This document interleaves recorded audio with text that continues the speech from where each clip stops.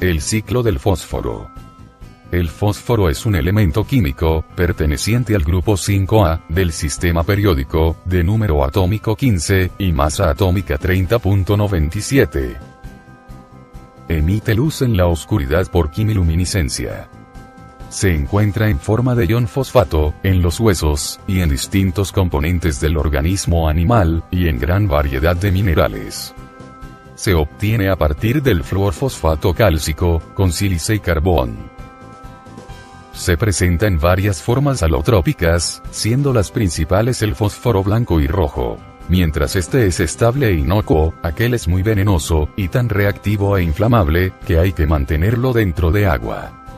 Se usa para la obtención de anhídrido y ácido fosfórico, como fertilizante, en pirotecnia y algunas aleaciones. A continuación veremos el documental completo.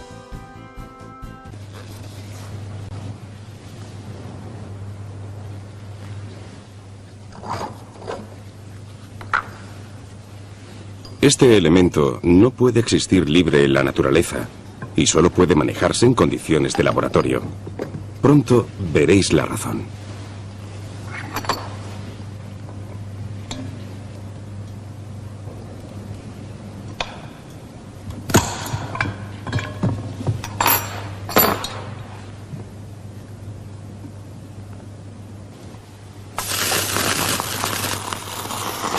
El fósforo es uno de los elementos más extraños en la faz del planeta Tierra y uno de los más importantes para todos los seres vivientes, incluidos vosotros y yo. El ciclo del fósforo.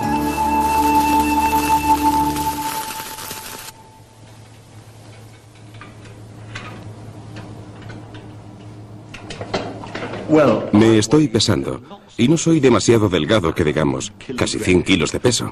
Esto significa que la cantidad de fósforo en mi cuerpo es de aproximadamente 1 kilo, un 1% de mi peso corporal. Por supuesto, este kilo no está acumulado en un solo bulto, sino que se encuentra distribuido por todas las células vivas bajo forma de unos compuestos bastante extraños, pero muy importantes, todos ellos estrechamente relacionados con mi persona y mi energía. Los más importantes son el adenosindifosfato y el adenosintrifosfato, o ADP y ATP para abreviar. La energía que contienen los alimentos que consumo llega hasta mis células a través de la sangre, y allí recarga estas pequeñas baterías químicas. El ADP se carga y se convierte en ATP. Pero cuando mi cuerpo utiliza la energía, el camino es inverso. El ATP se convierte en ADP. Y así va oscilando continuamente. Mirad qué sucede cuando hago un poco de ejercicio.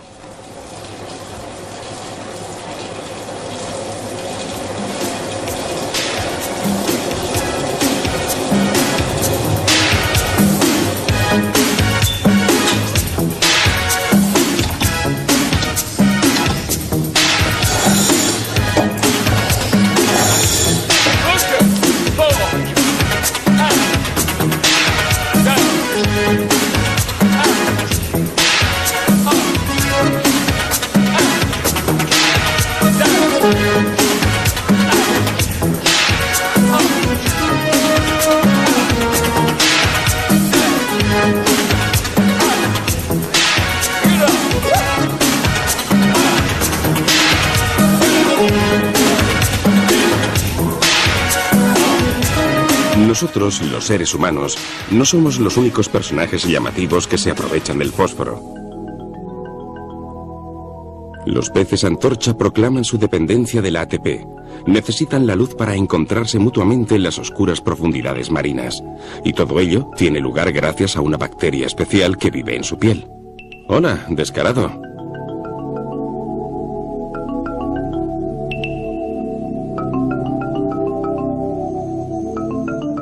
Las luciérnagas lo hacen todo ellas mismas. Un verdadero funk aeróbico, pero solo mientras poseen suficiente fósforo.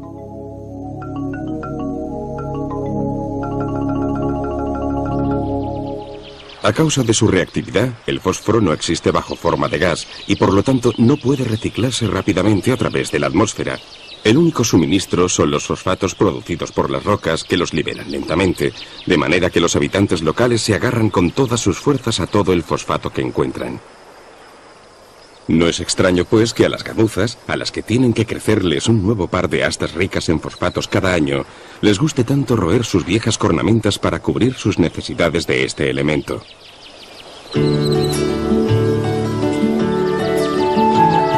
Incluso las flores y mariposas más delicadas deben obtener y conservar suficientes fosfatos durante todo su ciclo vital.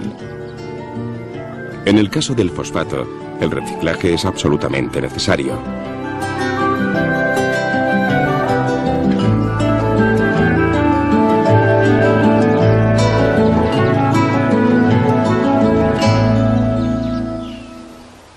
Algo aplicable a cualquier tipo de sistema viviente.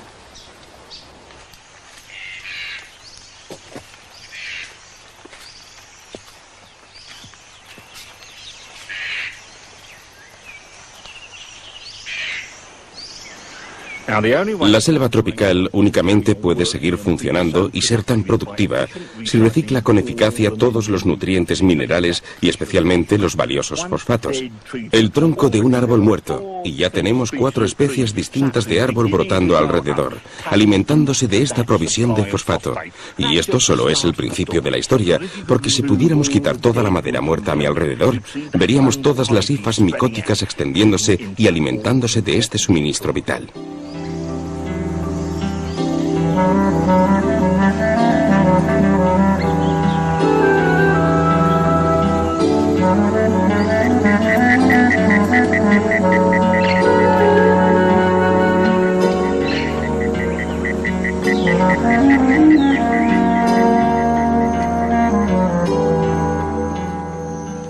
Aquí había antes un árbol vivo, lleno de vigor y por supuesto lleno de fosfatos.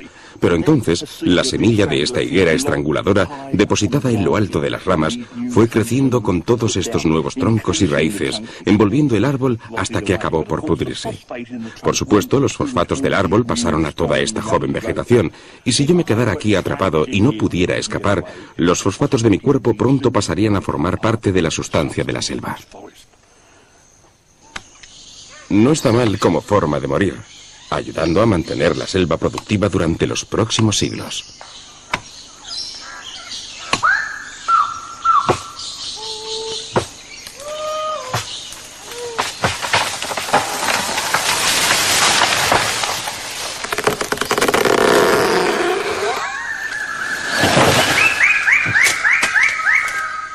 Oímos hablar a menudo de la destrucción de las selvas tropicales, y con razón. Pero durante miles de años, pequeñas parcelas de este territorio habían sido taladas para poder cultivar la tierra en un proceso conocido como quema y roza.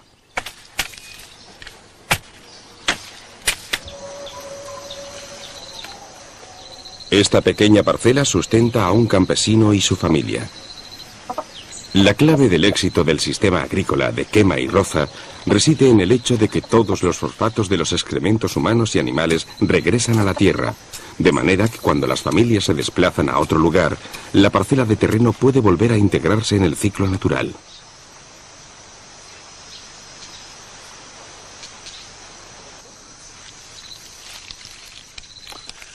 La caña de azúcar, los plátanos y la mandioca, 3 de los cultivos del campesino.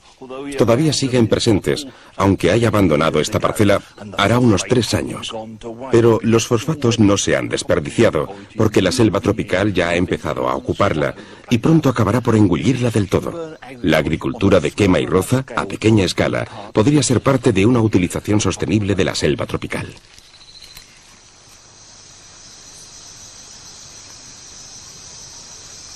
La agricultura a gran escala de cualquier tipo no es tan benéfica. Aquí, los fosfatos no regresan nunca a la tierra, se pierden para siempre.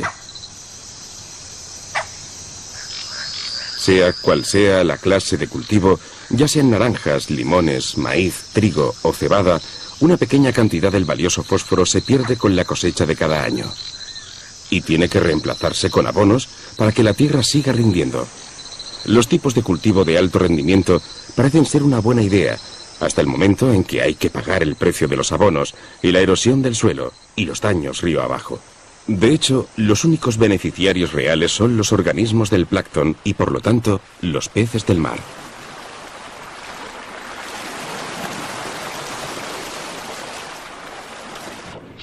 Durante miles de años, parte de los fosfatos han regresado del mar a la tierra gracias a todos estos pescadores.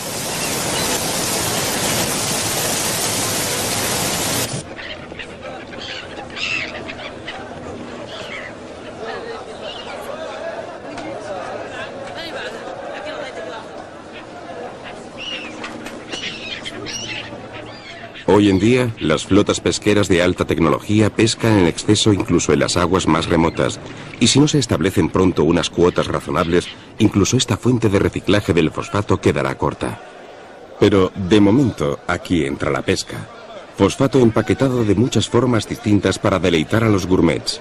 Otros pescados tendrán una utilización más hogareña, mientras que gran parte de ellos serán utilizados como acondicionador orgánico del suelo.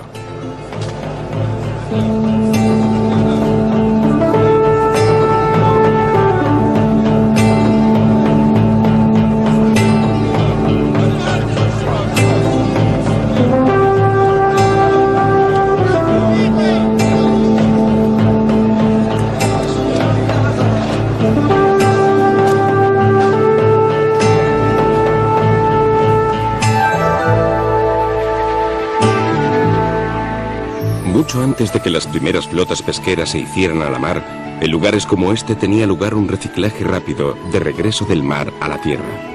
Las aves marinas, atracándose de la riqueza del océano, devuelven los fosfatos y muchas otras cosas desde el mar hacia la tierra. Al ir aumentando la población humana, la agricultura intensiva a gran escala exigió cada vez mayor cantidad de abonos fosfatados. De manera que las islas del guano, como estas en las costas del Perú, se convirtieron en centros neurálgicos del reciclaje del fosfato a nivel mundial. Esto es guano sólido, excrementos de las aves cimentados en las rocas a lo largo de siglos de deposiciones. Lo único que había que hacer era arrancarlo de la roca, meterlo a paladas en sacos de transporte y mandarlo por barco. Por mucho que lo intentaran, las aves marinas no podían mantener el suministro, puesto que el mundo pedía cada vez más abonos. Por lo tanto, había que encontrar otros depósitos ricos en fosfato, y este es uno de ellos, uno verdaderamente grande que ha contribuido a abastecer el mundo durante los últimos 60 o 70 años. Todas estas rocas se formaron bajo el mar, capa sobre capa de sedimentos compuestos por los restos de plantas y animales marinos, conteniendo cada uno de ellos cierta cantidad de fosfato. Con el tiempo, el fósforo de las capas superiores se fue filtrando hacia abajo, enriqueciendo ciertas bolsas y haciendo que valiera la pena dedicarse a su extracción.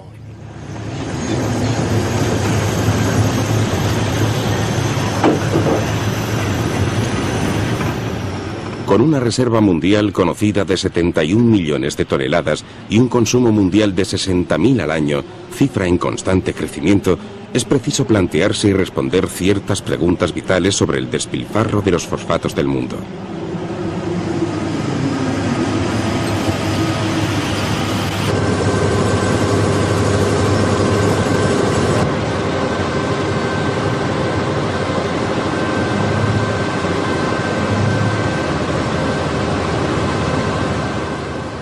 Aquí tenemos un ejemplo de lo que puede considerarse como la forma más evidente y estúpida de nuestra política de utilícelo ahora, pague más tarde, que está matando al mundo.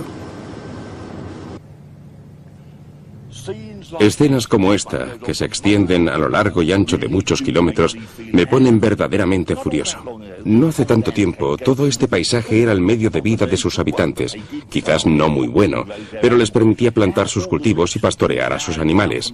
Ahora, la tierra ha sido despojada de toda su riqueza, seguramente para contribuir al sustento de otros seres humanos en otras partes del mundo. Pero mirad esto, un paisaje lunar absolutamente inútil. Uno no puede evitar preguntarse por qué no ha sido recuperado de alguna forma, pero la respuesta es siempre la misma. De todas formas, era una tierra muy pobre y el coste real de rehabilitarla en términos de energía y dinero es demasiado alto. Pero esto no es más que parte del planteamiento a corto plazo que está arruinando este mundo. Y nosotros, en el mundo occidental, formamos parte de este planteamiento. La próxima vez que empujemos un carrito para cosechar nuestros combinados de fosfatos por el hipermercado local, pensemos en ello. ¿De dónde vienen todos estos alimentos y cómo han llegado hasta aquí?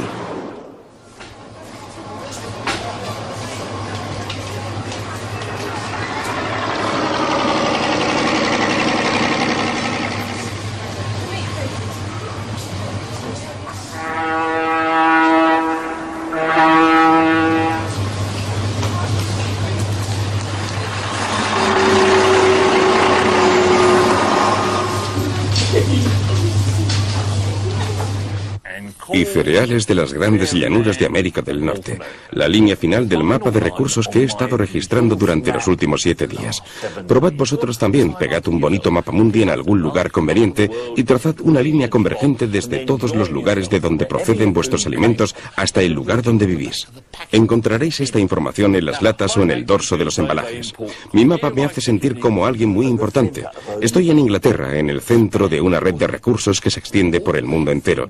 Todos estos alimentos, llenos de ricos fosfatos, llegan en avalancha después de atravesar medio mundo para sustentar mi economía a corto plazo, pero acaban como un inmenso problema en el sistema fluvial local.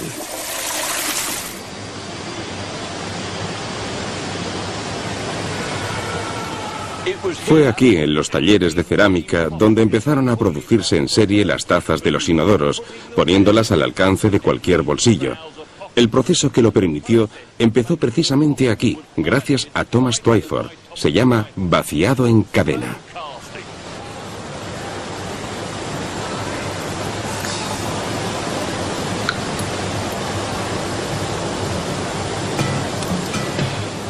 Y así empezó este adelanto importantísimo.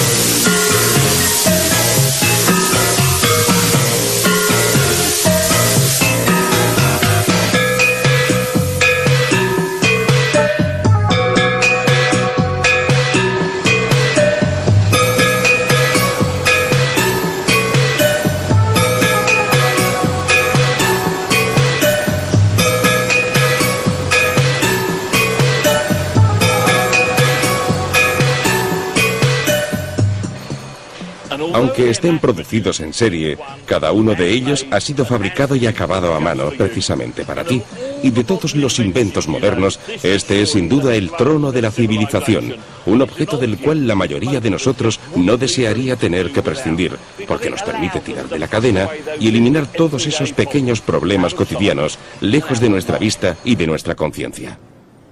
Como los tronos de uso cotidiano se fueron conectando con cloacas de dimensiones cada vez mayores, nuestras vidas y nuestros paisajes empezaron a sufrir, ya que la cosecha subterránea de fosfatos y otros nutrientes procedentes del mundo entero fueron a parar a los ríos locales, que no pudieron resistirlo. Pronto nuestras vías fluviales empezaron a ahogarse y a agonizar.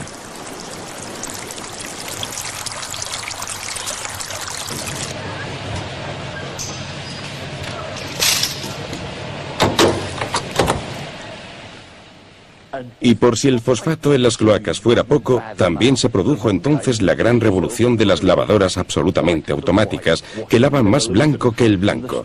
Resulta que el elemento que añadieron a los detergentes para que las lavadoras realizaran todas las maravillas proclamadas en los anuncios fue precisamente el fosfato. De manera que hoy en día, por increíble que parezca, un 40% de todos los fosfatos que se vierten en nuestros ríos y corrientes proceden de esta fuente, los detergentes que utilizamos. La combinación del fosfato, esencia de la energía de la vida, con las aguas residuales, fue simplemente demasiado. Los ríos hicieron lo que pudieron para solucionar el problema, pero muchos murieron de una muerte rápida. Suficientemente rápida para alarmar a todo el mundo, especialmente a la comunidad de los pescadores, que se convirtieron en portavoces de nuestros ríos, exigiendo que la sociedad jugara más limpio con nuestras aguas.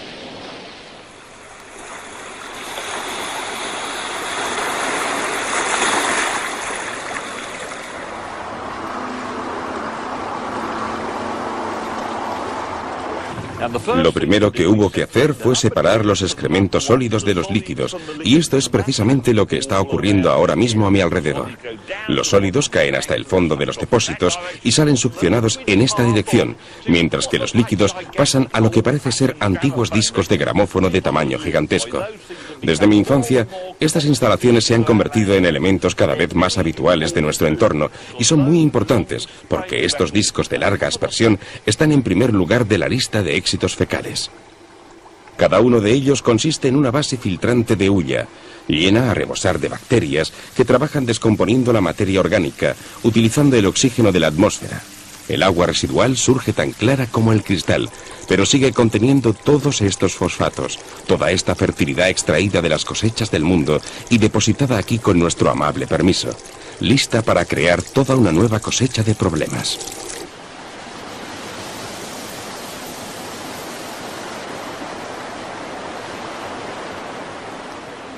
La primera vez que vine aquí cuando era joven y empecé a jugar con barcos en el río y especialmente en la zona de estuarios cerrados del este de Inglaterra, el agua, incluso en los estuarios, tenía este aspecto. Podía verse la gravilla limpia del fondo y el agua era casi cristalina, llena de vida, pero sin impedir que la luz llegara hasta el fondo para que cosas tan maravillosas como la Ceratophyllum demersum, una planta acuática, pudieran crecer flotando en la columna de agua.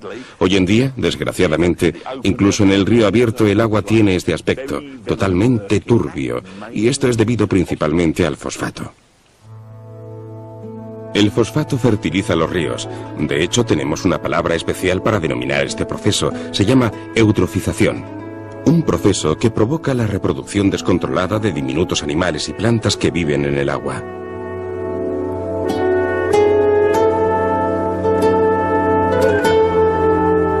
El agua, que antes era limpia y clara, se convierte en un puré viviente. La luz ya no puede penetrar hasta el fondo, y las plantas más grandes allí enraizadas empiezan a morirse. Las bacterias hacen lo que pueden para limpiar el entorno, pero en este proceso utilizan el oxígeno del agua y liberan toxinas que matan a los peces y otras formas de vida fluvial.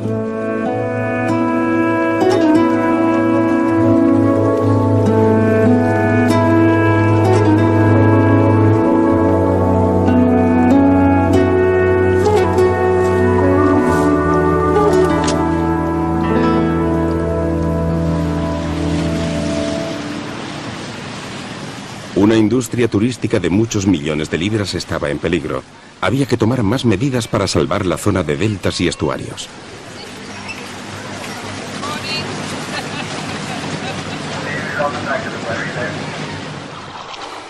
Por lo tanto, añadieron un paso más al proceso de depuración. Ahora se vierte continuamente un chorrito de sulfato férrico en el agua, descomponiendo el fosfato.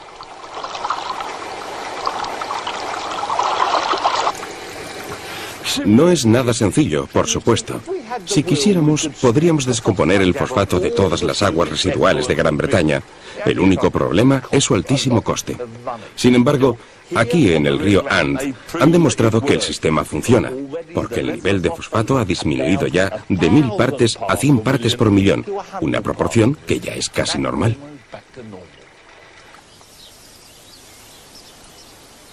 Pero esto no fue suficiente, puesto que los lodos y cienos que habían llenado en parte el estuario estaban cargados de fosfatos y otros nutrientes y de toxinas que no le hacían ningún bien a nadie.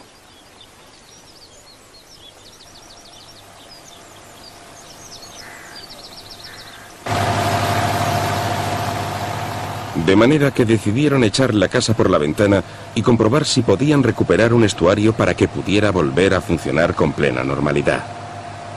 Allí se insertaron las bombas de extracción y afuera salieron los cienos culpables. El proceso de rejuvenecimiento estaba en marcha.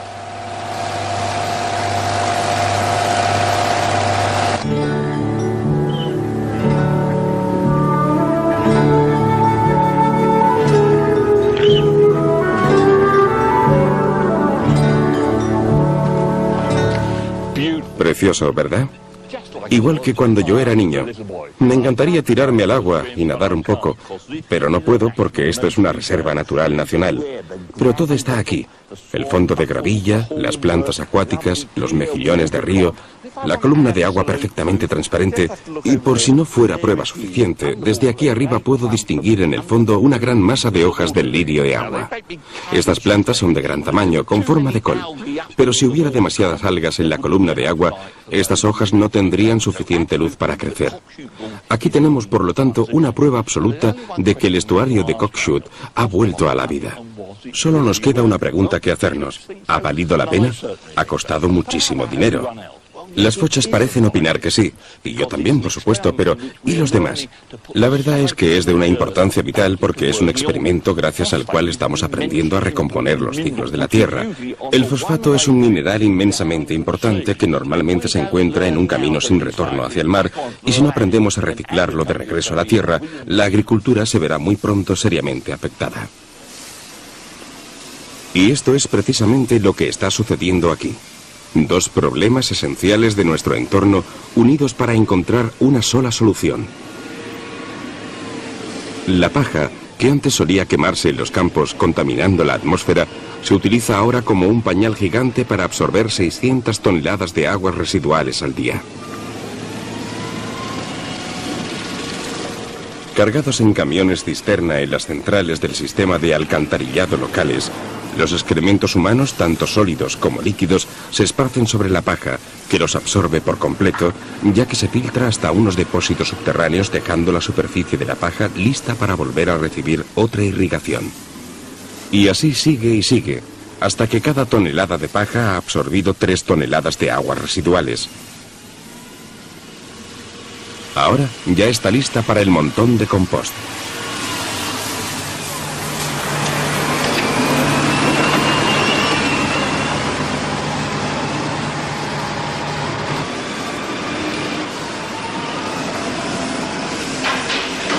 Muchas son las ventajas de la fabricación de compost a una escala tan grande.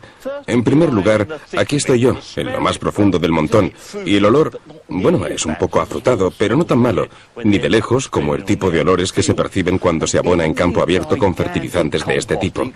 En estos montones gigantescos de compost, los excrementos se pausterizan a sí mismos, puesto que las bacterias trabajan para descomponer la paja y los residuos, produciendo cantidad de calor sobrante, y así sube la temperatura, vamos a ver, alrededor de 80 grados, suficiente para dejar absolutamente muertos a todos los elementos nefastos contenidos en las aguas residuales. La máquina gigantesca revuelve los montones desde los lados hacia el centro y desde el centro hacia los lados, acelerando el proceso y asegurándose de que toda la masa quedará pasteurizada.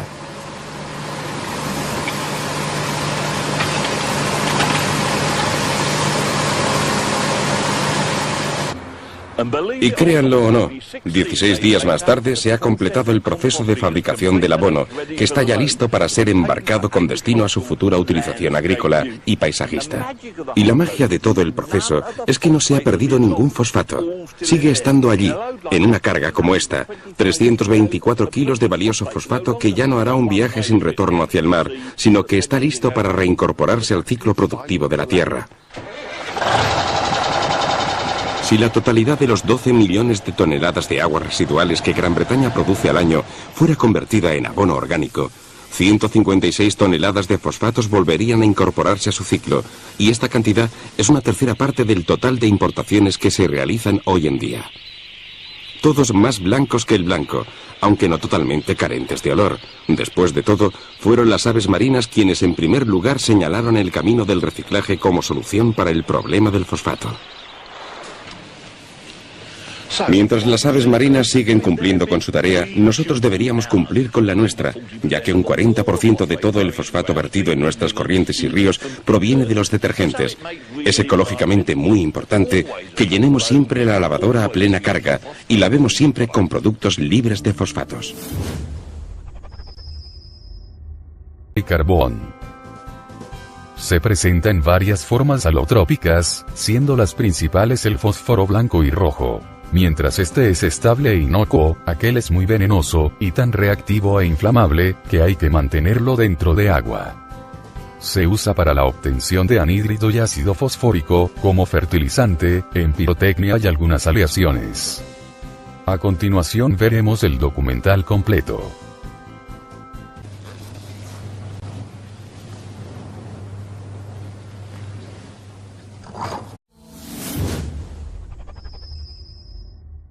El ciclo del fósforo.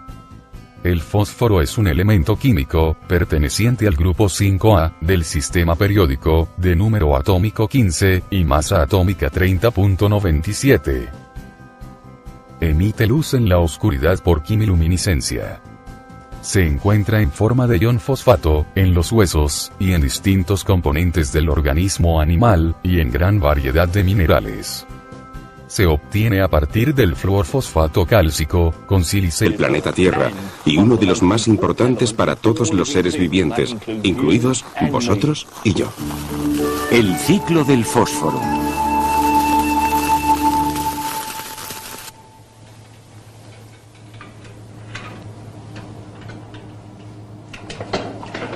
Me estoy pesando, y no soy demasiado delgado que digamos, casi 100 kilos de peso.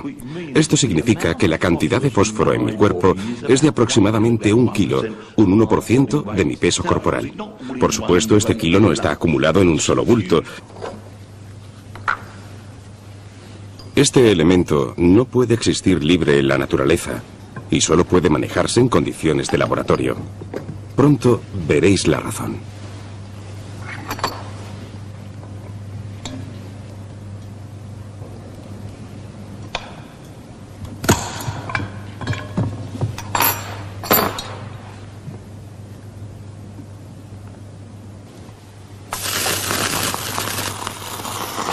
El fósforo es uno de los elementos más extraños en la faz, sino que se encuentra distribuido por todas las células vivas bajo forma de unos compuestos bastante extraños, pero muy importantes, todos ellos estrechamente relacionados con mi persona y mi energía. Los más importantes son el adenosindifosfato y el adenosintrifosfato, o ADP y ATP para abreviar.